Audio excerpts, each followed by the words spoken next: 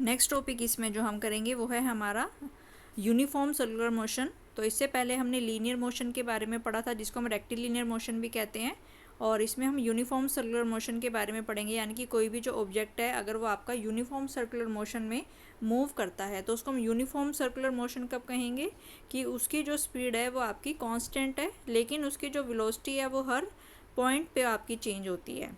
ठीक है, तो जो यूनिफॉर्म सर्कुलर मोशन होता है वो आपका एक्सेलरेटेड मोशन होता है, क्योंकि उसमें स्पीड तो कांस्टेंट होती है लेकिन हर डायरेक्शन पे उसकी वेलोसिटी की वैल्यू, जो वेलोसिटी की डायरेक्शन है वो आपकी चेंज होती रहती है।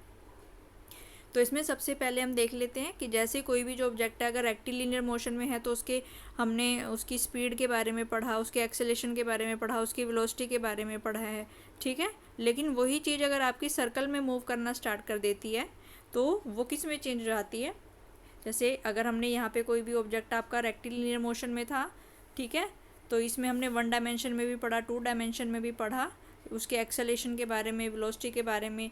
अगर वही चीज़ अगर आपका इस तरीके का कोई भी ऑब्जेक्ट जो है वो आपका यूनिफॉर्म सर्कुलर मोशन अगर वो मूव करता है तो उसके जो पैरामीटर हैं वो आपके चेंज हो जाते हैं। ठीक है, तो इसमें हम देखेंगे कि जो आपका डिस्प्लेसमेंट है वो आपका एंगुलर डिस्प्लेसमेंट में चेंज हो जाता है, जो आपकी वेलोसिटी हमने पढ़ी थी वो आपकी एंगुलर वेलोसिटी में चेंज हो जाती है, और जो एक्सेलेरेशन हमने पढ़ा था वो आपका एंगुलर एक्सेलेरेशन में चेंज हो जाता है। तो ये सारा हम इसमें देखेंगे। तो ये कुछ टर्म्स हैं, कुछ पैरामीटर्स हैं जो आपके एंगुलर यूनिफॉर्म सर्कुलर मोशन में होते हैं। तो सबसे पहले हम देखते हैं कि एंगुलर डिस्प्लेसमेंट क्या होता है। तो ये हम किसके लिए पढ़ रहे हैं, ये हम पढ़ रहे हैं आपका यूनिफॉर्म सर्कुलर मोशन के लिए, कि कोई भी जो ऑब्जेक्ट है अगर वो आपका सर्कल में मूव करता है, ठीक है, तो सर्कल में मूव करने से उसके मोशन को हम क्या कहते हैं, सर्कुलर मोशन कहते हैं।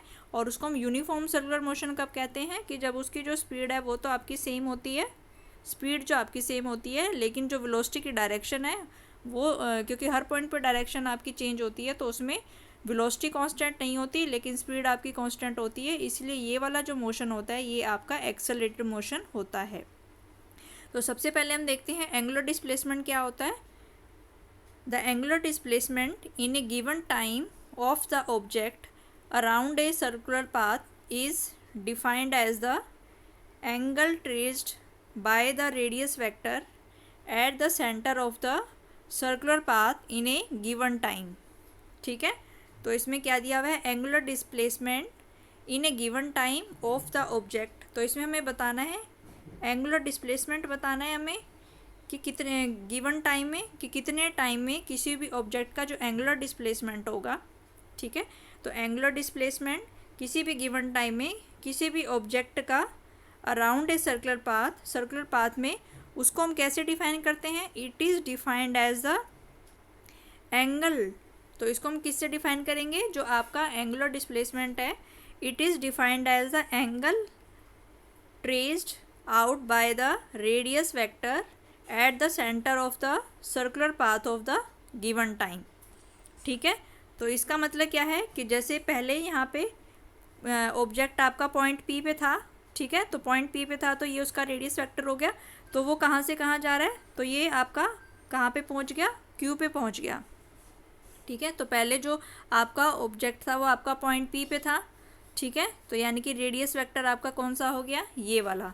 अब ऑब्जेक्ट आपका कौन से पॉइंट पे पहुँच गया है, वो क्यू पॉइंट पे पहुँच गया है, तो इसका जो रेडियस वेक्टर होगा वो कौन सा होगा, ये वाला होगा। तो रेडियस वेक्टर कितना एंगल सेंटर पे बनाती है, कितना एंगल बना रही है, मान लो ये एंगल कितना हो गया आपका, थीटा।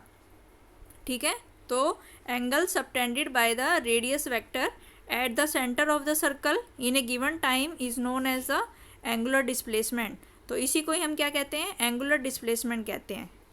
ठीक है, तो रेडियस वेक्टर किसी भी अगर पॉइंट पी से पॉइंट क्यू पे अगर हम जा रहे हैं तो रेडियस वेक्टर सेंटर पे कितना एंगल बनाती है, उसी को ही हम क्या कहते हैं, एंगुलर डिस्प्लेसमेंट। ठीक है, तो इससे पहले हमने जो लीनियर मोशन में हमने क्या पढ़ा था, उसमें हमने डिस्प्लेसमेंट के बारे में पढ़ा था कि जब भी वो आपकी स्ट्रेट लाइन में या 2 डायमेंशन में मूव करती है तो उसमें डिस्प्लेसमेंट होता है, लेकिन अगर वो सर्कल में मूव करती है तो डिस्प्लेसमेंट आपका किस में चेंज हो जाता है, वो आपका एंगुलर डिस्प्लेसमेंट में चेंज हो जाता है, और इसको हम थीटा से रिप्रेजेंट करते हैं।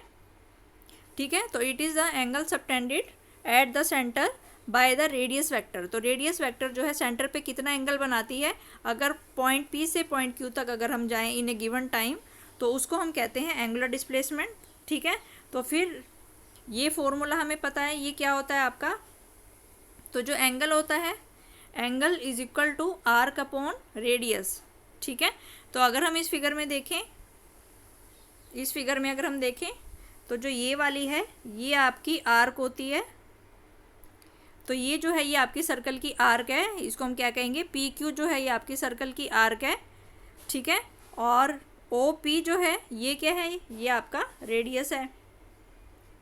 ठीक है, तो जो आर्क है वो आपकी पी क्यू होती है और जो रेडियस होती है वो है आपकी ओ पी। तो ये हमें फॉर्मूला पता है, मैथमेटिक्स में हम ये वाला फॉर्मूला इस्तेमाल करते हैं, angle is equal to arc upon radius. तो एंगल कितना है हमारा, एंगल है थीटा, और आर्क है हमारा पी क्यू, और रेडियस है हमारी आर। तो हमने इसकी वैल्यू पुट कर दी। ठीक है, तो थीटा क्या रिप्रेजेंट कर रहा है यहाँ पे, theta represents the magnitude of angular displacement.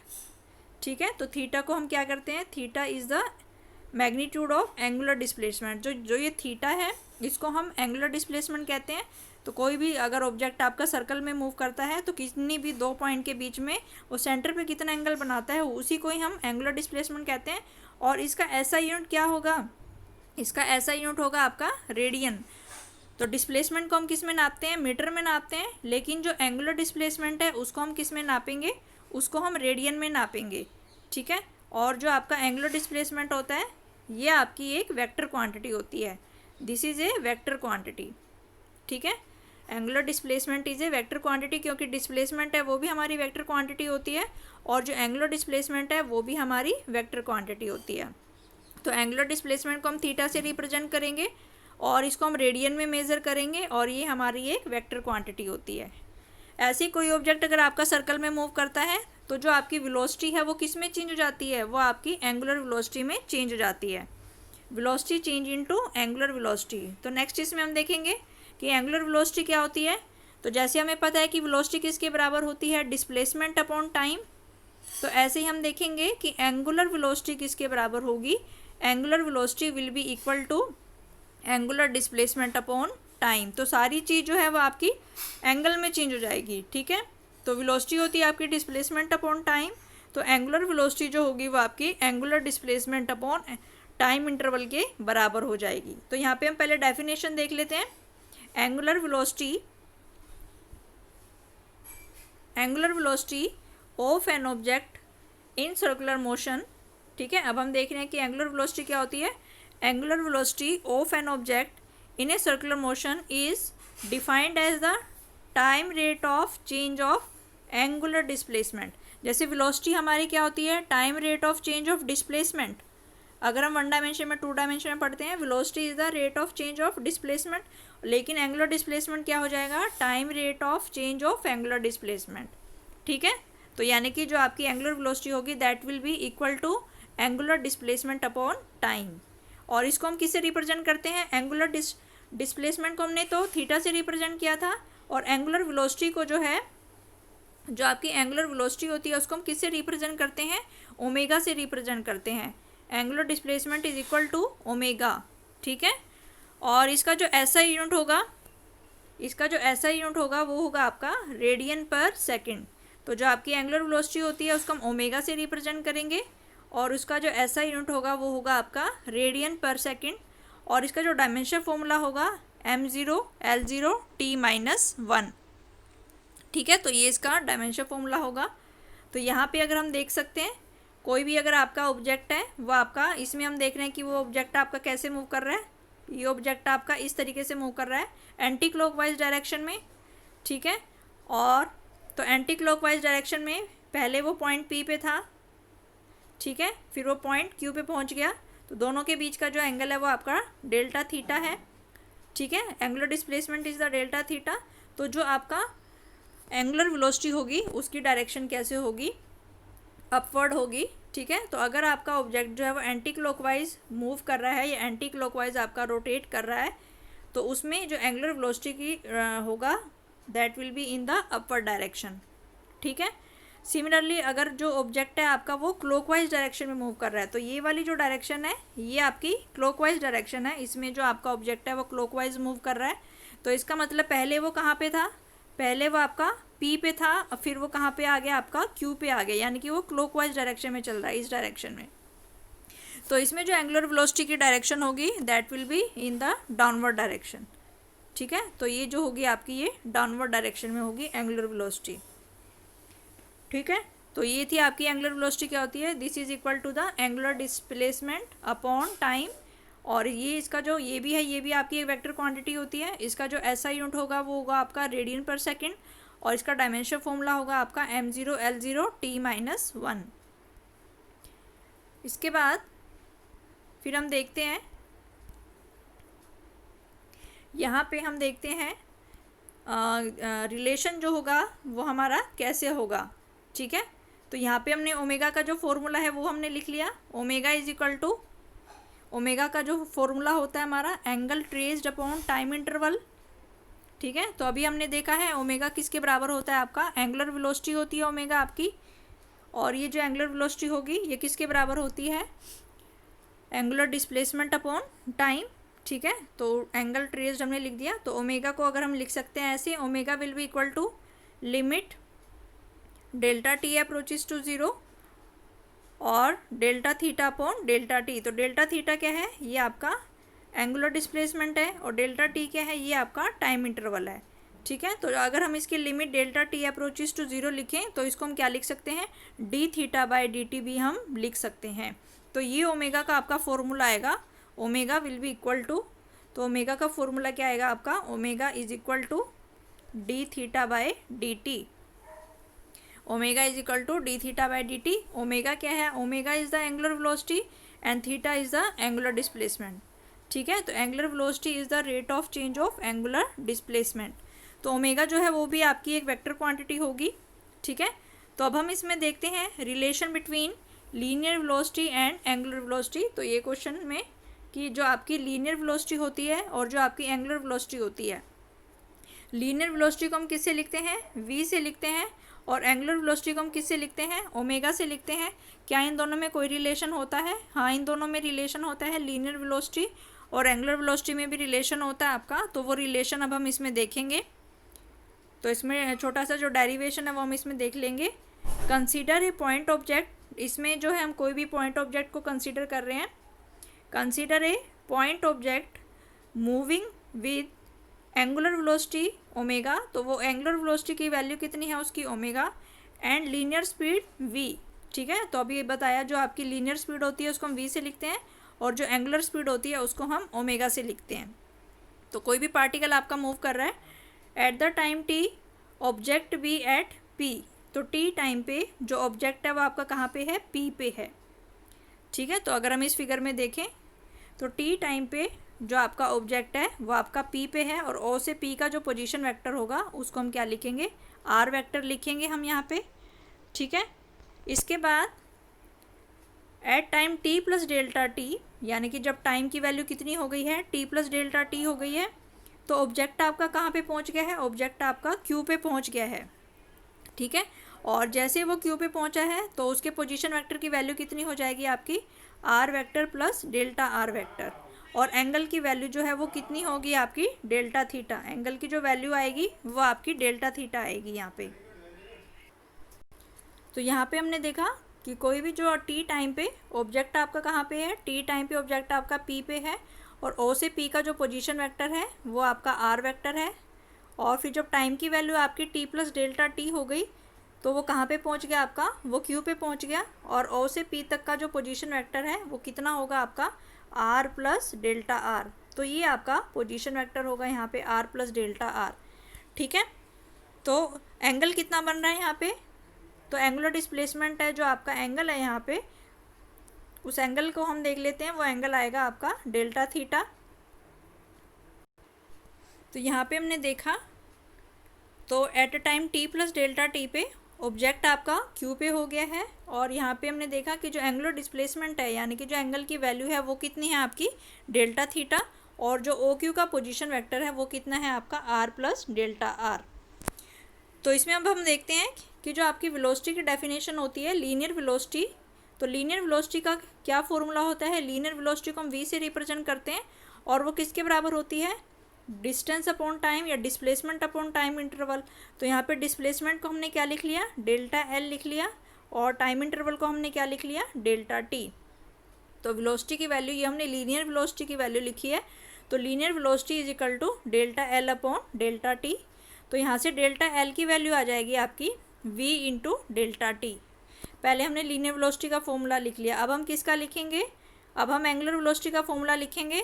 तो जो एंगुलर वेलोसिटी होती है उसको हम किससे रिप्रेजेंट करते हैं, ओमेगा से। तो ओमेगा किसके बराबर होगा आपका, delta theta upon delta T. अभी हमने पढ़ा angular velocity is the rate of change of angular displacement, तो ये delta theta upon delta T के बराबर होगी। तो यहाँ से जो डेल्टा थीटा की वैल्यू आ गई वो किसके बराबर आ गई आपकी, ओमेगा इंटू डेल्टा टी। ठीक है, तो पहले हमने लीनियर वेलोसिटी का फॉर्मूला लिखा, फिर हमने एंगुलर वेलोसिटी का फॉर्मूला लिखा, फिर हमने डेल्टा एल की वैल्यू निकाल ली और डेल्टा थीटा की वैल्यू हमने यहाँ से निकाल ली है। तो अब हमें पता है कि एंगल किसके बराबर होता है, एंगल जो होता है आर्क अपॉन रेडियस के बराबर होता है। ठीक है, तो जो डेल्टा थीटा है उसकी वैल्यू किसके बराबर आएगी, आर्क की वैल्यू कितनी है आपकी, डेल्टा एल अपॉन आर। तो अगर हम इस फिगर में देखें यहाँ पे, तो ये वाली जो होगी आपकी यहाँ से यहाँ तक की जो वैल्यू है ये किसके बराबर है, this is equal to delta L. तो ये जो आर्क है ये हमारा कितना है, डेल्टा एल है ये हमारा। ठीक है, तो यहाँ पे अगर हम देखें इसमें हमने लिखा डेल्टा एल अपॉन आर। ठीक है, तो एंगल तो ये होता है हमारे पास angle is equal to arc upon radius. ठीक है, तो एंगल की वैल्यू हमारे पास कितनी है, एंगुलर डिस्प्लेसमेंट है हमारे पास डेल्टा थीटा, और आर्क है हमारे पास डेल्टा एल, और रेडियस हमारे पास कितना है, आर। ठीक है, तो इसमें फिर हम लिखें अगर यहाँ पे, तो यहाँ से फिर हमने देखा कि डेल्टा थीटा की वैल्यू हमने देखी ऊपर वाले में से, यहाँ से जो डेल्टा थीटा है वो किसके बराबर है, ओमेगा इंटू डेल्टा टी। तो इसकी ये वाली वैल्यू हम पुट कर देंगे, तो डेल्टा थीटा की जगह आ जाएगा आपका यहाँ पे ओमेगा इंटू डेल्टा टी। ठीक है, डेल्टा एल अभी हमने निकाला ऊपर, डेल्टा एल की वैल्यू हमने निकाली v इंटू डेल्टा टी।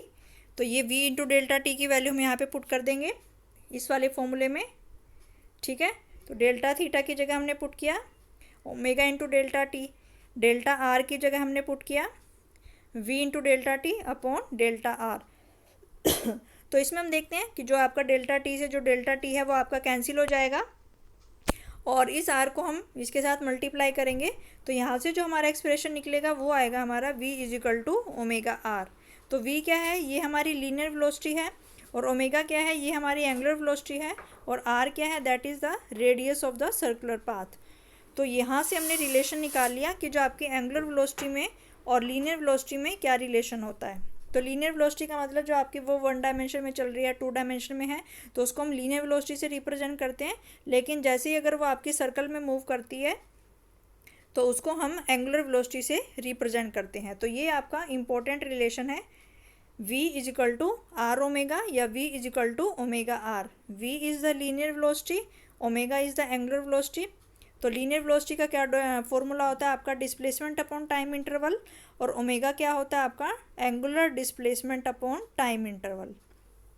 ठीक है, और हमें पता है कि ये जो आपकी वेलोसिटी की जो डायरेक्शन होती है that is always along the tangent to the point. ठीक है, तो कोई भी ऑब्जेक्ट अगर आपका सर्कल में ऐसे मूव कर रहा है, तो मान लो कि हमें इस पॉइंट पे है मान लो वो आपका, तो इस पॉइंट पे उसकी जो वेलोसिटी की डायरेक्शन होती है वो हमेशा क्या होती है, उसके टेंजेंट के बराबर होती है। ठीक है, मान लो कि अगर आपका यहाँ पे है कोई, तो इस पॉइंट पे उसकी जो वेलोसिटी की डायरेक्शन होगी वो उसके टेंजेंट के बराबर होगी। तो मान लो कोई ऑब्जेक्ट आपका इस पॉइंट पे है, तो यहाँ से जो उसकी वेलोसिटी की डायरेक्शन होगी वो आपकी टेंजेंट के बराबर होगी। या अगर ऑब्जेक्ट आपका इस पॉइंट पे है, तो यहाँ पे जो उसकी वेलोसिटी की डायरेक्शन होगी that is always along the tangent. ठीक है, तो आपको ये ध्यान में रखना है। तो वेलोसिटी की जो डायरेक्शन होती है हमेशा वो आपकी किसी भी पॉइंट पे हम उसकी वेलोसिटी की डायरेक्शन को बता सकते हैं, और उसको हम कैसे बता सकते हैं, by the tangent to the point, कि जिस भी पॉइंट पे हमें उसकी डायरेक्शन बतानी है अगर हम वहाँ पे एक टेंजेंट को ड्रॉ कर लें तो वो हमें वेलोसिटी की डायरेक्शन बताएगा। तो हमने एंगुलर डिस्प्लेसमेंट के बारे में देख लिया, एंगुलर वेलोसिटी के बारे में देख लिया। तो अब हम देखेंगे कि एंगुलर एक्सेलरेशन क्या होता है। तो अगर वन डायमेंशन में वो मूव कर रहा है तो उसको हम कहते हैं एक्सेलरेशन। और एक्सेलरेशन का फॉर्मूला हमने क्या पढ़ा था, it is equal to rate of change of velocity. ठीक है, एक्सेलरेशन को हमने पढ़ा था, एक्सेलरेशन को हमने ए से रिप्रेजेंट किया था और उसको हमने क्या किया था, rate of change of velocity, या हम इसको dv/dt भी कह सकते हैं, rate of change of velocity. लेकिन जब यही ऑब्जेक्ट आपका सर्कुलर मोशन में मूव करना स्टार्ट कर देता है तो ये एक्सेलरेशन आपका किस में चेंज हो जाता है, ये आपका एंगुलर एक्सेलरेशन में चेंज हो जाता है। ठीक है, एंगुलर, फिर अब हम देखेंगे कि एंगुलर एक्सेलरेशन क्या होगा। तो जैसे एक्सेलरेशन आपका rate of change of velocity होता है, ऐसे एंगुलर एक्सेलरेशन आपका किसके बराबर हो जाएगा, rate of change of angular velocity के ये बराबर हो जाएगा। तो अब हम इसमें देखते हैं एंगुलर एक्सेलरेशन का जो सिंबल होता है उसको हम किससे रिप्रेजेंट करते हैं, alpha. Alpha is the symbol of angular acceleration. तो लीनियर एक्सेलरेशन का जो सिंबल है वो होगा आपका ए, और जो एंगुलर एक्सेलरेशन का सिंबल है वो क्या होगा, आपका अल्फ़ा। ठीक है, तो पहले हम इसमें डेफिनेशन देख लेते हैं। एंगुलर एक्सेलरेशन की क्या डेफिनेशन होगी, angular acceleration of an object in the circular motion. Circular motion में अगर कोई भी ऑब्जेक्ट है तो उसके एंगुलर मोशन को हम कैसे डिफाइन करते हैं, it is equal to the time rate of change of angular velocity. ठीक है, अभी जैसे हमने देखा कि जैसे एक्सेलरेशन होता है वो होता है आपका rate of change of velocity, और ऐसे ही एंगुलर एक्सेलरेशन किसके बराबर होगा, time rate of change of angular velocity. तो जैसे हमने वेलोसिटी के लिए लिखा था ऐसे हम अल्फ़ा के लिए हम लिखेंगे limit delta T approaches to zero delta omega upon delta T. ठीक है, तो इस लिमिट को हम क्या लिख सकते हैं, D omega by d T. ठीक है, तो अल्फ़ा की वैल्यू किसके बराबर हो गई, alpha is the angular acceleration, it is the rate of change of angular velocity. ठीक है, तो जैसे हमने एक्सेलरेशन को क्या लिखा था, acceleration is equal to d v upon d t, acceleration is d v upon d t, और angular acceleration is alpha is equal to d omega by d t. तो ये हमने इसकी डेफिनेशन पढ़ ली। इसके बाद इसका जो एसआई यूनिट होगा, इसका जो एसआई यूनिट होता है इसको हम क्या लिखते हैं, रेडियन पर सेकेंड स्क्वायर। एंगुलर डिस्प्लेसमेंट का हमने लिखा था रेडियन, एंगुलर वेलोसिटी का हमने लिखा था रेडियन पर सेकेंड, और एंगुलर एक्सेलरेशन का क्या आएगा आपका, रेडियन पर सेकेंड स्क्वायर। और इसका डायमेंशन फॉर्मूला होता है आपका m0 L0 t-2। ठीक है, इसके बाद फिर हम रिलेशन निकालेंगे। जैसे हमने लीनियर वेलोसिटी और एंगुलर वेलोसिटी में रिलेशन निकाला था v is equal to omega R, ऐसा ही रिलेशन अब हम किस में निकालेंगे, रिलेशन बिटवीन लीनियर एक्सेलरेशन जिसको हम a से रिप्रेजेंट करते हैं और एंगुलर एक्सेलरेशन जिसको हम अल्फ़ा से रिप्रेजेंट करते हैं। तो दोनों में क्या रिलेशन है, a is the linear acceleration and alpha is the angular acceleration. तो हमें पता है कि v किसके बराबर होता है, v is equal to omega R, और तो वेलोसिटी से अगर हमें एक्सेलरेशन निकालना है तो हम उसका डेरिवेटिव ले लेंगे। तो दोनों तरफ अगर हम डेरिवेटिव ले लें तो लेफ़्ट साइड में हो जाएगा आपका dv/dt और राइट साइड में हो जाएगा आपका d/dt ऑफ ओमेगा आर। ठीक है, क्योंकि आर जो है वो रेडियस है, रेडियस आपकी कांस्टेंट है, तो उसको हम डेरिवेटिव से बाहर रख लेंगे और डेरिवेटिव हम किसका करेंगे, D omega by d T, क्योंकि आर यहाँ पे आपका रेडियस है, रेडियस आपकी कांस्टेंट होती है। तो ब्रैकेट के अंदर आपका कौन सा पार्ट आएगा, d omega by d t. तो d omega by d t क्या हो गया आपका, rate of change of angular velocity. तो rate of change of angular velocity किसके बराबर होती है, आपकी अल्फ़ा के बराबर होती है। और लेफ्ट साइड में rate of change of velocity किसके बराबर होती है, आपकी ये लीनियर एक्सेलरेशन के बराबर होती है। तो यहाँ से हमें रिलेशन मिल गया, आपको रिलेशन मिल गया हमें लीनियर एक्सेलरेशन और एंगुलर एक्सेलरेशन में a is equal to alpha into R. दोनों के बीच में हमने क्या निकाला था, वेलोसिटी के बीच में v is equal to omega R हमने निकाला था। दोनों वेलोसिटीज़ के बीच में, लीनियर वेलोसिटी और एंगुलर वेलोसिटी के बीच में ये रिलेशन हमने निकाला था। और एक्सेलरेशंस के बीच में हमने क्या निकाला है, a is equal to alpha r. तो a is the linear acceleration and r is the radius of the circle या radius of the circular motion. ठीक है, तो यहाँ तक हमने कर लिया।